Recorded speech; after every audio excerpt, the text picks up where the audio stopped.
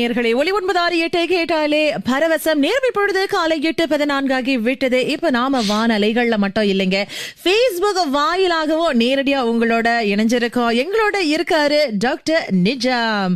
வணக்கம் டாக்டர். வணக்கம் சஜினி, வணக்கம் ரவி, எப்படி இருக்கீங்க? நல்லா இருக்கும், ரொம்ப நன்றி. பல் மருத்துவர் நிஜாம் நம்மளோட இணைந்திருக்காரு. அவர்கிட்ட உங்களுக்கு கேட்கறதுக்கு கேள்விகள் இருக்கு அப்படின்னு சொன்னா இந்த Facebook லைவ் கீழே நீங்க உங்களுடைய கேள்விகளை பதிவிடலாம். நேரம் இருந்ததுன்னா பல் மருத்துவர் நிஜாம் நமக்கு அந்த கேள்விகளுக்கு பதில் சொல்லுவார். சரியா? பல் மருத்துவம் அப்படின்னு சொல்லும் பொழுது நம்ம பற்களை மட்டும் பாதுகாக்கிறது, நம்ம வாய்ப்பகுதியில இருக்கிற பிரச்சனைகளை தீர்ப்பது மட்டும் கிடையாதுங்க. அதற்கென்றே பல நுணுக்கங்கள் உள்ளது. அதுல ஒன்று நம்ம தூக்கத்திற்கும் பல் மருத்துவத்திற்கும் ஒரு இணைப்பு இருக்கு. அதை பத்தி கொஞ்சம் சொல்லுங்களேன் டாக்டர். ஆமா, நம்ம தூங்குற போது நம்ம அந்த ஏர்வே இருக்குல்ல, நம்ம பிரீதிங் டியூப்னு இருக்கு. ஸோ நம்ம ஜா பொசிஷன் நம்ம ஸ்லீப் பாஸ்டருக்கு ரொம்ப சம்மந்தப்பட்டது. ஸோ சில பேருக்கு தூங்கும் போது ஸ்னாரிங், குழட்டு விடுறது, அல்லது பிள்ளைங்கள் அடல்ட்ஸ் டீத் கிரைண்டிங் சொல்லுவாங்க. ஸோ அந்த பற்களை கிரைண்ட் பண்ணுவாங்க. ஸோ இந்த மாதிரியான ஹேபிட்ஸை பார்க்கும்போது அந்த ஸ்லீப் குவாலிட்டியை பாதிக்குது. ஸோ நீங்க சொன்னீங்க உங்களுக்கு ஒரு வெர்டிகோன்னு நம்ம கேட்டுட்டீங்களா? ஆமா, சமீபத்துல போன வாரம் தான் எனக்கு அதை பத்தி கொஞ்சம் சொல்லுங்களேன். ஆமா, போன வாரம் அதான் நான் நம்ம நேயர்கள் கிட்ட சொல்லியிருந்தேன், மருத்துவர்கிட்ட போக வேண்டிய ஒரு நிலைமை ஏற்பட்டுச்சு. ஏன்னா ஜிம்ல அப்படியே மயக்கம் போட்டு விழுந்துட்டேன். அப்படியே உலகமே சுத்திக்கிட்டு இருந்துச்சு. எதனால இந்த வெர்டிகோ வந்துச்சுன்னு எனக்கு தெரியல. ஏன்னா மருத்துவர் என்ன கேட்டிருந்தாங்கன்னா, தலையை எங்கனாச்சும் இடிச்சிங்களா, ஏதாச்சும் தலைக்கு அடி ஏற்பட்டுச்சா அப்படின்னு கேட்டிருந்தாங்க. நான் சொன்னேன், ஒண்ணுமே நடக்கலையே, திடீர்னு எங்கிருந்தோ இது வந்துச்சு. அதுக்கப்புறம் அன்னையில இருந்து இன்ன வரைக்கும் எப்ப உலகம் சுத்தம்னு தெரிய மாட்டேங்குது. ஆனா அப்பப்ப சுத்திக்கிட்டு இருக்கும். சோ அந்த எப்லி மெனுவ அப்படின்னு ஒண்ணு இருக்கு. தலைய பக்கமாக ஒரு பக்கத்துல இருந்து மறு பக்கத்துக்கு நம்ம மெதுவாக அசைக்கணும். நம்ம காதுகள்ல இருக்கிற அந்த இயர் கிறிஸ்டல்ஸை நம்ம சமசீரான ஒரு நிலைக்கு கொண்டு வரணும் அப்படிங்கிறதுக்காகவே அதை செய்யணும் அப்படின்னு சொல்லுவாங்க. ஆனா வெர்டிகோக்கு இது நீங்க என்னமோ சொல்லணும்னு சொல்ல வந்தீங்க. ஆமா, சோ எப்படி இது பல்லுக்கு சம்மந்தப்பட்டதுன்னா, நம்ம பல்லு நம்ம ஜா ஜாயிண்ட், நமக்கு ஒரு ஜா ஜாயிண்ட் இருக்கு. அது காதுக்கு பக்கத்துல இருக்குது. சோ அந்த ஜா ஜாயிண்ட் நம்ம பல்ல கைட் பண்ணுது. சோ நம்ம பல்லு சரியான அலைன்மெண்ட்ல இல்லாம இருந்தா, அல்லது சில சமயம் அந்த நாக்கு சரியான பொசிஷன்ல இருந்தா, இல்லைன்னா அந்த ஜா ஜாயிண்ட் அந்த இயர் கெனாலுக்கு ரொம்ப கிட்ட போய் இந்த மாதிரி சிம்டம்ஸ் வர வாய்ப்பு இருக்கு. So vertigo, tingling in the fingertips, சில பேருக்கு தலைவலி, கழுத்து வலி, இந்த மாதிரி பல விஷயம் வலி வர வாய்ப்பு இருக்கு. இது தூக்கம் கூட சம்மந்தப்பட்டிருக்கு. ஸோ சில பேருக்கு நல்ல தூக்கம் வராம இருந்தா இந்த மாதிரியான வெர்டிகோ சிம்டம்ஸ், டிஎம்டி சிம்டம்ஸ், சில சமயம் ஹை பிளட் ப்ரெஷர் கூட வரலாம். எனக்கு தெரிஞ்ச சில பேஷண்ட்ஸ் நிறைய வருஷத்துக்கு நல்லா ஹெல்த்தியா இருப்பாங்க. ஆனா திடீர்னு தூக்கம் சரியா வராம இல்ல பிறகு அந்த திடீர்னு ஹை பிளட் ப்ரெஷர் வந்துடும்.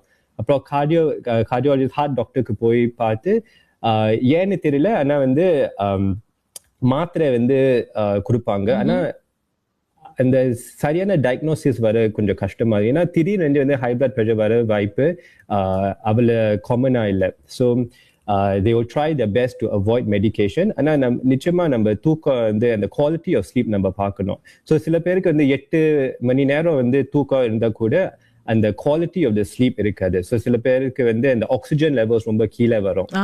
ஸோ நேச்சுரலி நமக்கு ஆக்சிஜன் லெவல்ஸ் 95% and above இருக்கணும். ஸோ சில பேருக்கு தூக்கும் போது அந்த ஆக்சிஜன் லெவல்ஸ் சில சமயம் பிலோ 90 அல்லது பிலோ 85. சில பேஷண்ட்க்கு நான் பார்த்துறோம் லைக் பிலோ 80% கூட வருது. ஸோ அந்த பிரெயினுக்கு சரியா ஆக்சிஜன் வருதில்லை. சரி, இப்ப தூக்கத்தை பத்தி நீங்க இவ்வளவு சொன்னீங்க டாக்டர். இப்ப தூக்கம் அப்படின்னு சொல்லும் போது ஸ்லீப் அப்னியா அப்படின்னு சொல்லுவோம் இல்லையா, அந்த ஒரு பகுதி இருக்கு. அப்படின்னா என்ன, அது வருவதற்கான ஏதாவது அறிகுறிகள் இருக்கா? அதனை பத்தின தகவலை சொல்லுங்களேன். ஸோ ஸ்லீப் அப்னியா பார்க்கும்போது 2 வகையான ஸ்லீப் அப்னியா இருக்கு. சென்ட்ரல் ஸ்லீப் அப்னியா, அல்லது நம்ம பிரெயின் சிக்னல்ஸ் கொடுக்கும் பிரீதிங்காக. இன்னொரு sleep apnoea obstructive sleep apnoea. obstructive sleep apnoea தான் டென்டிஸ்ட்ரிக்கு தொடர்பு இருக்கு. obstructive ஸ்லீப் அப்னியாக்கு பேசும்போது நம்ம ஏர்வே பிளாக் ஆகுது, அல்லது நம்ம நாக்கு அல்லது நம்ம பல்லு அலைன்மெண்ட் வந்து நம்ம ஏர்வேயை பிளாக் பண்ணுது. ஸோ தூங்கும் போது நம்ம மசில்ஸ் ரொம்ப ரிலாக்ஸ் ஆயிடும். ஸோ நம்ம நாக்கு, நம்ம ஜா மசில்ஸ் எல்லாம் ரொம்ப ரிலாக்ஸ் ஆயிடும். இந்த ரிலாக்ஸ் ஆன போஸ்டர்ல இருக்கும்போது நம்ம அந்த பிரீத் பண்ணும்போது அந்த ஏர்வே வந்து பிளாக் ஆனது. ஸோ அந்த ஏர்வே பிளாக் இருக்கும்போது நமக்கு நம்மளுடைய பிரெயினுக்கு வந்து சரியான ஆக்சிஜன் வரதில்லை. ஸோ சில பேருக்கு வந்து திடீரென்று எழுந்துருவாங்க, அல்லது ஸ்னோரிங், அல்லது குவாலிட்டி ஸ்லீப் வர. ஸோ பிள்ளைங்களை பார்க்கும்போது சில பேருக்கு வந்து memory issues, learning disorders, behaviour issues, பல வகையான பாதிப்பு வர வாய்ப்பு இருக்கு. அப்போ ஒரு பல் மருத்துவராக இருக்கும் பொழுது இந்த ஸ்லீப் அப்னியாவுக்கு வந்து நீங்க எப்படி உதவலாம்? ஸோ பிள்ளைங்களுக்கு நம்ம என்ன செய்வோம், மயோ ஃபங்க்ஷனல் தெரப்பி செய்வோம். இது வந்து breathing exercises, tongue exercises, lip எக்ஸசைசஸ்ன்னு நம்ம சொல்லி கொடுப்போம். இது வந்து அந்த ஜாயை வந்து இன்னும் ஒரு பெட்டர் பொசிஷனை இன்னும் கொஞ்சம் ஃபார்வர்டா வைக்க, அல்லது அந்த ஜாயை கொஞ்சம் வைடனா செய்ய நம்ம செய்வோம். இந்த மாதிரி எக்ஸசைஸ் வந்து உதவும். இன்னும் ஒரு பெரிய பிள்ளைங்களுக்கு நம்ம வந்து சில சமயம் ஐனஸ் அல்லது பிரேசஸ் தெரப்பி நம்ம செய்வோம். இது வந்து அந்த பல்லை வந்து சரி செய்ய, அந்த நாக்கை வந்து ஒரு நல்ல பொசிஷனுக்கு கொண்டு வர நம்ம செய்வோம். அடல்ட்ஸ்க்கு கூட நம்ம வந்து அலைனஸ் செய்வோம். சில பேருக்கு வந்து அந்த ஸ்லீப் டிவைஸ் நம்ம செய்வோம். ஸ்லீப் டிவைஸ் என்ன, அவங்க அடல்ட்ஸ் வந்து இந்த டிவைஸை வந்து போட்டு படுப்பாங்க. போடும்போது அந்த ஜா வந்து கொஞ்சம் ஃபார்வர்டா வைக்கும். ஸோ அந்த ஜா வந்து கொஞ்சம் ஃபார்வர்டா வரும்போது அந்த ப்ரீதிங் கொஞ்சம் ஈஸியா வரும். ஸோ அந்த ஸ்னோரிங், ப்ரீதிங்ல சில பேருக்கு வந்து நல்லதா வரும். சில பேருக்கு அந்த ஜாயிண்ட் ப்ராப்ளம் இருந்தா இந்த மாதிரி அப்ளையன்ஸ் போட்டா அந்த ஹெட் ஏக்ஸ், நெக் ஏக்ஸ் குறைய வாய்ப்பு இருக்கு. பிரமாதமா சொல்லியிருந்தீங்க டாக்டர். சரி, நம்ம நேயர்கள் தொடர்ந்து நம்ம டாக்டர் நிஜாம் என்ன சொல்றாரு அப்படின்னு தெரிந்து கொள்ள ஆர்வமா இருப்பாங்க. இன்னும் கொஞ்ச நேரத்துல நாம தொடர்ந்து டாக்டர் கிட்ட பேசலாம். இப்போ உங்களுக்காக ஒரு சின்ன இடைவேளைக்கு பிறகு நாங்க உங்களோட மீண்டும் இணைகிறோம். இது உங்கள் சரி டாக்டர், நீங்க வந்து சற்று முன்பு வந்து தூக்கத்திற்கும் பல் மருத்துவதற்கும் உள்ள இந்த இணைப்பை பத்தி நீங்க சொல்லியிருந்தீங்க, என்ன சம்பந்தம் இருக்குன்னு சொல்லியிருந்தீங்க. அது மட்டும் இல்ல, நம்மளுடைய இந்த பற்கள் அந்த TMD-யா, அந்த ஆமா, அத பத்தியும் நீங்க விளக்கி இருந்தீங்க. இப்ப பலருக்கும் வந்து தெரிய வேண்டிய ஒரு முக்கியமான விஷயம் என்னன்னா, இப்ப நமக்கு பற்கள் இருக்கு. பற்கள்ல நாம வந்து தொலைச்சிட்டோம்னா அல்லது போயிடுச்சுன்னா, ஒரு பல்லு போயிடுச்சுன்னா, அதான் குட்டிருச்சுன்னா, அதுக்கு நம்ம என்ன செய்யலாம்? நிச்சயமா. ஸோ பல்ல வந்து நம்ம இழந்து விட்டா வந்து நிறைய சொல்யூஷன்ஸ் இருக்கு. சில பேர் வந்து டென்ச்சர்ஸ் போடுவாங்க, அல்லது நம்ம பிரிட்ஜிங் நம்ம செய்யலாம். ஆனா என்ன பார்க்கும்போது அந்த ரொம்ப நேச்சுரலான ஒரு ஆப்ஷன் என்னன்னா, நம்ம வந்து டென்டல் இம்ப்ளான்ட்ஸ் நம்ம சொல்லலாம். ஏன்னா டென்டல் இம்ப்ளான்ட்ஸ் தான் வந்து ரொம்ப ஒரு நேச்சுரலான ஒரு ஆப்ஷன். அந்த பல்ல இழந்த பிறகு டென்டல் இம்ப்ளான்ட்ஸ் போட்டா அந்த ஜா போனை வந்து ப்ரிசர்வ் பண்ணோம், அந்த பக்கத்துல பல்ல வந்து அஃபெக்ட் பண்ணாது. ஸோ நம்ம இம்ப்ளான்ட்ஸ் போடு அந்த பல்ல இழந்த பிறகு நம்ம இம்ப்ளான்ட்ஸை போட்டா ரொம்ப ஒரு நேச்சுரலான ஒரு ஆப்ஷன்ஸ் இருக்கும். ரெஸ்டாரண்ட்ஸ்க்கு போய் நம்ம சாப்பிடலாம், அந்த கடிக்கும் போது அந்த ஸ்ட்ரெங்த், அந்த பலம் இருக்கும். மற்ற சொல்யூஷன்ஸ் மாதிரி இம்ப்ளான்ட்ஸ் வந்து ரொம்ப ஒரு நேச்சுரலான ஆப்ஷன். ஆனா எல்லாருக்குமே வந்து சூட்டபிளா இருக்காது. சில பேருக்கு வந்து அந்த ஜா போன்ஸ் வந்து சரியான குவாலிட்டி இருக்காது, அல்லது அவங்க டயபிட்டிஸ் பேஷண்ட் செய்யலாம். ஆனா அந்த டயபிட்டிஸ் வந்து கண்ட்ரோலா இருக்கணும். ஸோ சில மெடிக்கல் கண்டிஷன்ஸ் வந்து நம்ம பார்க்கணும். ஹெல்த்தியா இருந்தா நிச்சயமா ஒரு டென்டல் இம்ப்ளான்ட் வந்து ஒரு நல்ல ஆப்ஷனா வரும். ஆரோக்கியமா இருந்தா இது அவங்களுக்கு ஒரு சிறந்த தேர்வா இருக்கும். அப்படி நீரிழிவு நோயால அவங்க பாதிக்கப்பட்டிருந்தா அவங்க பாதிப்பை பொறுத்து அவங்களுக்கு வந்து இந்த சிகிச்சை பொருந்துமா இல்லையா அப்படிங்கிற ஆலோசனையை மருத்துவர் வழங்குவாங்க இல்லையா? சரி, இப்ப சில நேரத்துல டாக்டர் நம்ம சாப்பிடும் போது இந்த ஜா கிளிக் பண்ணிக்கும் அப்படின்னு சொல்லுவாங்க. ஆமா, நிச்சயம் உங்களுக்கு தெரியும் அதை பத்தி கொஞ்சம் விரிவா சொல்லுங்களேன். இந்த ஜா கிளிக் அப்படின்னு சொல்லும் போது அது ஒரு பிரச்சனையா, இல்ல அது வந்து பரவாயில்ல பார்க்காம விட்டுறலாம் அப்படின்னு சொல்லிட்டு கடந்து போயிடலாமா? ஸோ நிறைய பேருக்கு இந்த ஜா கிளிக்கிங் இருக்கும். அந்த ஜா கிளிக்கிங் எப்படின்னா, அந்த ஜா ஜாயிண்ட் வந்து ஒரு டிஸ்க் மாதிரி இருக்கும். அந்த டிஸ்க் வந்து நவரும் போது சில பேருக்கு அந்த கிளிக்கிங் வரலாம். இது வந்து ஒரு காடியை ஓட்டும் போது ஒரு சஸ்பென்ஷன் சிஸ்டம் மாதிரி. ஸோ சில பேருக்கு வந்து அந்த டிஸ்க் வந்து ரொம்ப தேஞ்சி போயிடும். ஸோ இது சில பேருக்கு வந்து வலி வரலாம் வாய்ப்பு இருக்கு. ஸோ இந்த ஜா கிளிக்கிங் இருந்தா நீங்க நிச்சயமா ஒரு டென்டிஸ்டை போய் பார்க்கணும். நிறைய பேருக்கு வந்து சிகிச்சை செய்ய வேண்டியில்லை, அந்த ஜா கிளிக்கிங் வந்து நார்மலா இருக்கும். ஆனா நம்ம சும்மா இன்வெஸ்டிகேட் பண்ணணும், அந்த டென்டிஸ்டை பார்த்து நம்ம சில ப்ரிவென்டிவ் மெஷர்ஸ் நம்ம செய்யலாம். அந்த ஜாயினை வந்து டீஜெனரேட்டிவ் ஜாயிண்ட் டிசார்டர்னு ஒன்று இருக்கு, அதை வந்து பாதுகாக்கணும். ஸோ அந்த ஜாயிண்ட்டை நம்ம ப்ரிவென்டிவ் மெஷர்ஸ் சில ப்ரிவென்ஷன் நம்ம செய்யலாம். இப்ப டாக்டர், இப்ப இந்த ஜா கிளிக்கிங், அது மட்டும் இல்ல, இந்த டீத் கிரைண்டிங் அப்படின்னு சொல்லுவாங்க இல்லையா, பற்களை வந்து இறுக்கமா பிடிச்சிக்கிறது, இதெல்லாம் வந்து ஏதாச்சும் காரணம் இருக்கா? முக்கிய காரணம் இருக்கா, தூக்கத்தை தவிர? ஆமா, அந்த பற்கள் வந்து ஒன்னோட ஒண்ணு உரசுறது. ஆமா.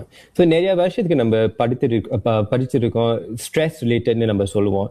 நிச்சயமா ஸ்ட்ரெஸ் வந்து ஒரு ஃபேக்டர். ஆனா நிறைய பேருக்கு வந்து ப்ரீதிங் தான் மிக ஒரு முக்கியமான காரணம் இருக்கு. பிள்ளைங்களை பார்த்தா, நம்ம அடல்ட்ஸை பார்த்தா, நிறைய நம்ம மோஸ்ட் ஆஃப் த பாப்புலேஷன் நம்ம சரியா வந்து நம்ம ப்ரீதிங் செய்யறதில்லை. ஸோ ப்ரீதிங் தான் ரொம்ப முக்கியம். நம்ம தூக்கத்துல இருந்து நம்ம சரியான ப்ரீத் பண்ண முடியலைன்னா நிச்சயமா அந்த கிரைண்டிங் வர வாய்ப்பு இருக்கு, நம்ம ஸ்ட்ரெஸ் லெவல்ஸ் வந்து கூட வர வாய்ப்பு இருக்கு. ஸோ நிச்சயமா அந்த கிரைண்டிங் வந்து ஒரு முக்கியமான காரணம் வந்து நம்ம ப்ரீதிங் சம்மந்தப்பட்டு இருக்குது. நீங்க அடிக்கடி சொல்றது என்னன்னா தூக்கம் தூக்கம் தூக்கம்னு. தூக்கத்துக்கும் நம்ம பல் ஆரோக்கியத்திற்கும் அவ்வளவு பெரிய இணைப்பு இருக்கு இல்லையா டாக்டர்? ஏன்னா நம்ம அதை அப்படியே கடந்து போயிடுவோம். அதுவும் இந்த காலகட்டத்துல பாத்தீங்கன்னா அந்த டூம் ஸ்க்ரோலிங் எல்லாம் பண்ணிக்கிட்டு 1008 சீரீஸ் பாத்துக்கிட்டு தூக்கத்துக்கு நம்ம முக்கியத்துவம் கொடுக்காம போறோம். அது மட்டும் இல்ல, எனக்கு தெரிந்த பலரும் வந்து ரொம்ப பெருமிதமா சொல்லிக்குவாங்க, நான் ஒரு நாள் முழுக்க தூங்கல, ராத்திரி பூரா நான் தூங்கல, நான் நல்லா ஏங்கிக்கிட்டு இருக்கேன் அப்படின்னு சொல்லுவாங்க. ஆனா அது நாளடைவில் அவர் சொன்ன மாதிரி உங்க பற்களை பாதிக்கிறதுக்கான வாய்ப்பு எவ்வளவு இருக்கு பாருங்க. தூக்கத்துக்கும் பல்லுக்கும் என்ன சம்மதம்னு யோசிக்கலாம். ஆமா, அதுதான் இங்க மருத்துவர் வந்து முன்வைக்கிற முக்கியமான கூறு. அதான் ஞாபகப்படுத்துறோம். சரி, Facebook வாயிலா நீங்க கேள்விகளை கேட்கலாம் அப்படின்னு நாங்க சொன்னப்ப, இங்க ஒரு நிறுவனம் நினைக்கிறேன், SG Pinhole Surgery, அவங்க வந்து என்ன கேட்டிருக்காங்கன்னா மது அருந்துவதற்கும் தூக்கத்துக்கும் சம்பந்தம் இருக்கா அப்படின்னு கேட்டிருக்காங்க. நிச்சயமா இருக்கு இல்லையா டாக்டர்? நிச்சயமா. ஸோ நம்ம வந்து சில பேருக்கு வந்து ஆல்கஹால் குடிச்சிட்டு தூங்குவாங்க. ஆல்கஹால் வந்து ஒரு மசில் ரிலாக்சன். ஸோ அந்த ஜா மசில்ஸ், அந்த நாக்கு, அந்த த்ரோட் மசில்ஸ் வந்து ரொம்ப ரிலாக்ஸ் ஆயிடும். ஸோ தூங்கும் போது டெஃபினெட்லி அந்த ஸ்னாரிங் வந்து அதிகரிக்க வாய்ப்பு இருக்கு. குவாலிட்டி ஆஃப் ஸ்லீப் வந்து அஃபெக்ட் பண்ணுது. ஸோ நிச்சயமா ஆல்கஹால் ஹெல்த்க்கு டெஃபினெட்லி நிறைய டெட்ரிமெண்டல் எஃபெக்ட்ஸ் இருக்கு. ஸ்லீப்க்கும் ஆல்கஹாலுக்கும் நிச்சயமா வந்து ஸ்லீப் வந்து அஃபெக்ட் பண்ணும். ஆல்கஹால் வந்து குடிக்கும் போது டெஃபினெட்லி அந்த ஸ்லீப் குவாலிட்டி நல்லா இருக்கு, பாதிக்கப்படும் இல்லையா? மது அருந்துதல் எப்படி பார்த்தாலுமே பாதிப்பு தான். அது தூக்கத்துக்கு மட்டும் இல்ல, ஒட்டு மொத்தமா உடலுக்கு. ஆக அதை ஒட்டு மொத்தமா கைவிடுறதுதான் சிறப்பு எப்படி பார்த்தாலுமே. சரி, பாலரத்னம் பார்த்திபன் அவரு இன்னொரு கேள்வி கேட்டிருக்காரு. நம்ம பற்கள்ல வந்து ஏன் டாட்டா உருவாகுது அப்படின்னு கேட்டிருக்காரு. அதற்கு நாம என்ன செய்யலாம்? ஸோ சில பேருக்கு வந்து டாட்டா வர வாய்ப்பு இருக்கு. அந்த இது சும்மா கல்குலஸ்ன்னு சொல்லுவோம், அல்லது கேல்சிஃபிகேஷன் நம்ம சொல்லுவோம். ஸோ சில பேருக்கு வந்து மவுத் ப்ரீதிங்ஸ் செய்வாங்க. ஸோ தூங்கும் போது அந்த வாயை திறந்து சுவாசிப்பாங்க. மவுத் ப்ரீதிங் செய்யும் போது அந்த மவுத் ரொம்ப ட்ரையா வரும். ஸோ அந்த ட்ரையா இருக்கும் போது அந்த டாட்டா கூடுதலா வர வாய்ப்பு இருக்கு. இந்த டாட்டா வந்து நீங்க ப்ரஷ் பண்ண முடியாது, அந்த டென்டிஸ்ட்க்கு போய் தான் அந்த சுத்தம் செய்யணும். அந்த டாட்டா ஏன் வந்து அஃபெக்ட் பண்ணுதுன்னா, நிறைய ஹார்ம்ஃபுல் பாக்டீரியா ப்ரீட் பண்ணோம். இந்த ஹார்ம்ஃபுல் பாக்டீரியா வந்து நம்ம வாயில மட்டும் இருக்காது, பேட் பிரெத் கூட வாய்ப்பு இருக்கு. ஆனா அந்த பாக்டீரியா வந்து நம்ம பிளட் வெசல்ஸ்ல இறங்கி heart issues, brain issues, mental health issues எல்லாம் வந்து பாதிக்க வாய்ப்பு இருக்கு. புரியுது.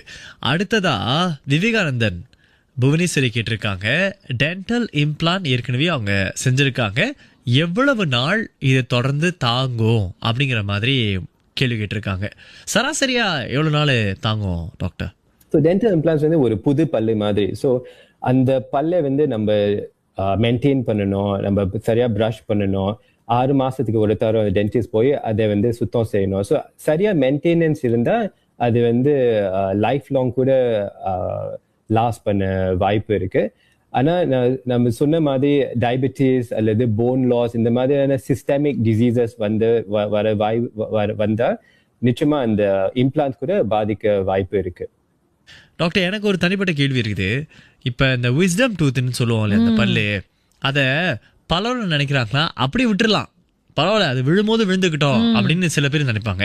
சில பேர் நோ அதை எடுத்தே ஆகணும், எடுக்கலைன்னா உயிருக்கே பாதிப்பு ஏற்பட்டுரும் அப்படி இப்படின்லாம் சொல்லுவாங்க. எது உண்மை எது சரி சொல்லுங்களேன் டாக்டர். ஸோ நமக்கு வந்து 32 பல்லு இருக்கணும். நம்ம ஜா ஸ்ட்ரக்சர்ல 32 பல்லு இருக்கணும்.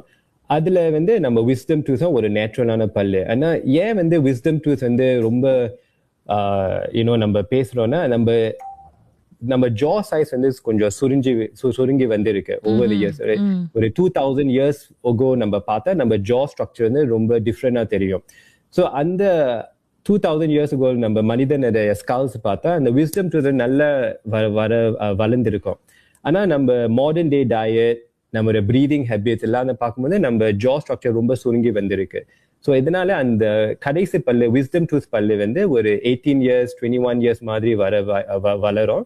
அதுக்கு வந்து ஸ்பேஸ் இருக்காது, இடம் இருக்காது. ஸோ அது வந்து கொஞ்சம் கோணிட்டு வரலாம், அல்லது ஒரு இன்ஃபெக்டட் விஸ்டம் டூத் மாதிரி வரலாம், பரீடா இருக்கும். ஸோ இதை வந்து இந்த பல்லை வந்து ரொம்ப சுத்தம் செய்யற ரொம்ப கஷ்டமா இருக்கும். ஸோ அந்த பல்லை வந்து சுத்தம் செய்ய ரொம்ப கஷ்டமா இருக்கும்போது அந்த கம் டிசீஸ் அல்லது டூத் டிகே வர வாய்ப்பு இருக்கும். பக்கத்துல பல்லை வந்து அஃபெக்ட் பண்ண வாய்ப்பு இருக்கு. ஸோ இதனால பல்லு வலி, சொத்த பல்லு இதெல்லாம் வந்து வரும். ஸோ இதை தவிர்க்க நம்ம சில சமயம் வந்து அந்த விஸ்டம் டூத்தை எடுப்போம்.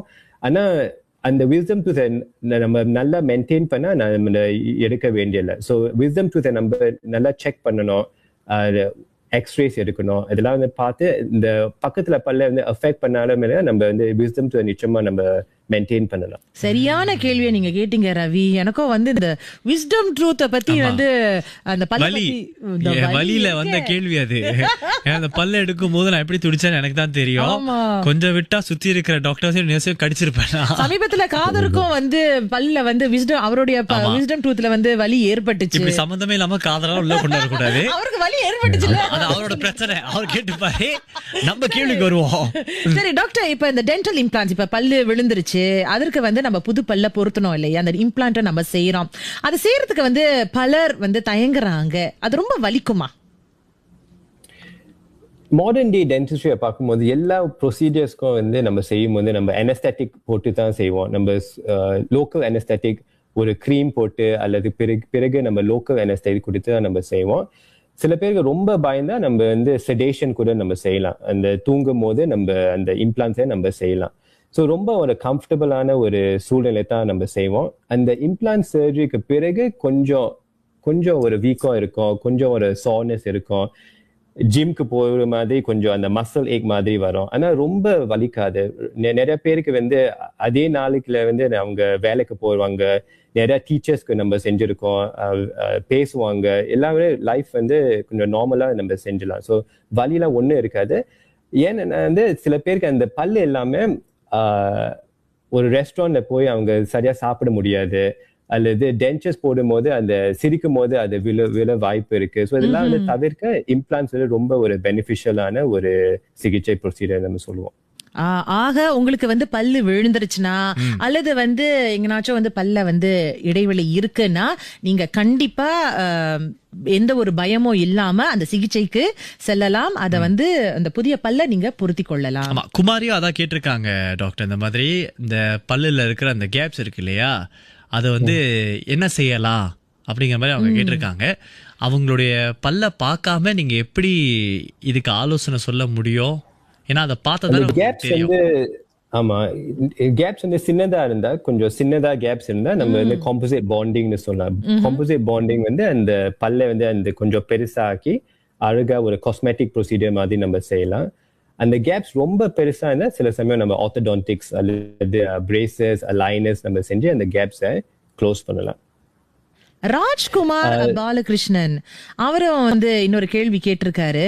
டாக்டர், நான் அடிக்கடி வந்து இரவு நேரத்துல தூங்கும் பொழுது என்னுடைய பற்களை வந்து அடிக்கடி உரசுறேன் அப்படின்னு சொல்லியிருக்காரு. இதற்கு என்ன காரணம் அப்படின்னு கேட்டிருக்காரு. அது மட்டும் இல்ல, இதற்கான சிகிச்சை முறைகள் என்ன அப்படின்னு கேட்டிருக்காரு. டாக்டர் ஏற்கனவே சொல்லியிருக்காரு, நீங்க தவறு விட்டுருக்கீங்கன்னு நினைக்கிறேன். இருந்தாலும் திருப்பி நம்ம சொல்லுவோம். ஸோ சில பேருக்கு வந்து ஸ்ட்ரெஸ் இருக்கும். ஸோ அந்த ஸ்ட்ரெஸ் வந்து ஒரு நிச்சயமான ஒரு காரணம். இன்னொரு காரணம் வந்து ஏர்வேஸ் அல்லது ப்ரீதிங் இஷ்யூஸ். ஸோ தூங்கும் போது அந்த பாடி அந்த பிரெயினுக்கு வந்து சரியா ஆக்சிஜன் இருக்கும் இல்லாம போகும்போது நம்ம ஜா வந்து நம்ம கிரைண்ட் பண்ண வாய்ப்பு இருக்கு. ஸோ அந்த ஏன் நம்ம கிரைண்ட் பண்ணா நம்ம உடம்பு வந்து இன்னும் ஆக்சிஜன் வரணும்னு ட்ரை பண்ணுது. ஸோ அந்த ஜாய் வந்து நல்லா ஃபார்வர்டா வச்சு அந்த கிரைண்டிங் பண்ண வருது just to breathe better. So இது airway problem வந்து நம்ம சொல்லுவோம். bruxism வந்து ஒரு airway related problem நம்ம சொல்லுவோம். ரொம்ப நன்றி டாக்டர். ரொம்ப தெளிவா நீங்க வந்து கருத்துக்களை முன் வச்சிருந்தீங்க. தூக்கத்திற்கும் நம்மளுடைய பல் மருத்துவத்திற்கும் என்ன இணைப்பு இருக்கிறது அப்படிங்கறத பத்தியும் நீங்க சொல்லியிருந்தீங்க இல்லையா? தூக்கத்துக்கும் பல் ஆரோக்கியத்திற்கும் இருக்கிற இணைப்பை பத்தி அவர் சொல்லியிருந்தாரு. நிறைவா டாக்டர் நீங்க நமது நேர்களுக்கு சொல்லியே ஆகணும். இப்ப பற்கள்னு சொல்லும் போது எத்தனை மாதங்களுக்கு ஒரு முறை அல்லது வாரங்களுக்கு நாட்களுக்கு ஒரு முறை பல் மருத்துவரை நாடி ஆரோக்கியத்தை பேணி காக்குறது அவசியம்னு நீங்க பரிந்துரைப்பீங்க?